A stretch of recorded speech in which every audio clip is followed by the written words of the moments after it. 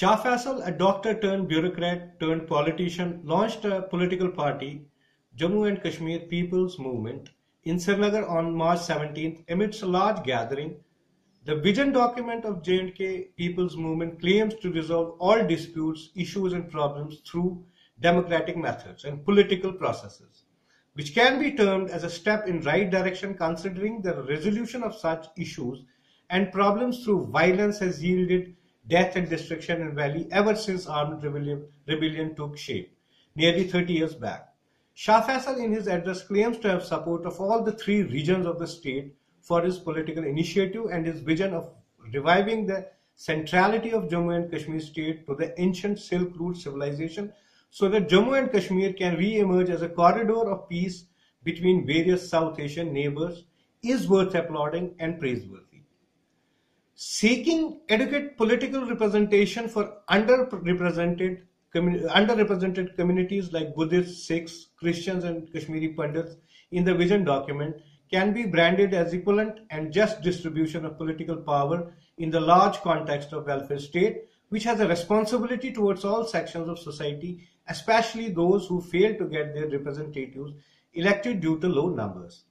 The party claims to establish an inclusive, pluralistic society with religious, ethnic, linguistic and geographical diversity and to revive neglected culture, traditions and arts like Dogra art, Buddhist heritage and other folk traditions.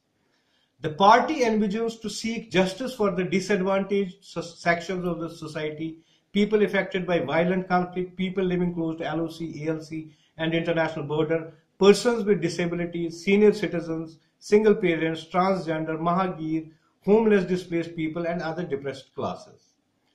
The party claims to endeavor to campaign against evil influence of money power, muscle power, vitiating the democratic politics which can be termed as a revolutionary thought, considering the politics in contemporary times is neck deep in vices, which adversely affects the health of political system in country and state.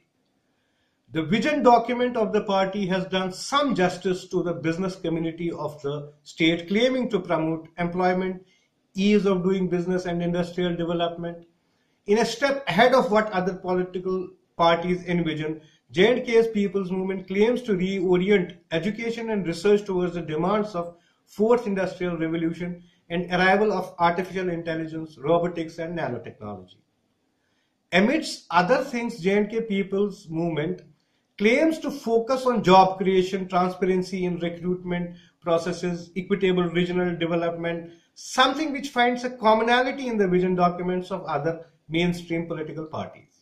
Going through the vision document, it can fairly be assessed that this newly formed political outfit claims equitable development of all the three regions and has a vision of taking all stakeholders of J&K on board for a holistic development of the state of Jammu and Kashmir.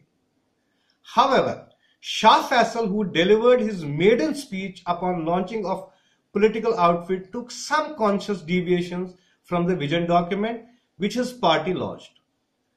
Faesal, to begin with, at one end claims to resolve all matters through democratic methods and political processes, pursuing peaceful methods, didn't even utter a word against the gun-yielding mercenaries who have led Valley into obliteration, wreaking havoc for the last 30 years.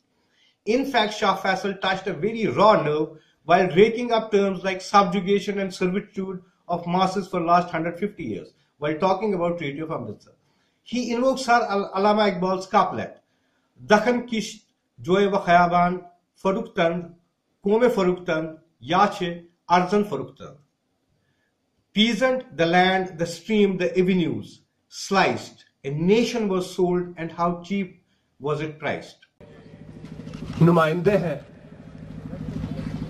जिनको भेड़ बकरियों की तरह पिछले 150 साल से चराया गया उस बैनामा अमृतसर के बाद जिसके बारे में अल्लामा इकबाल ने बहुत खूबसूरती से कहा दहकान कुश्त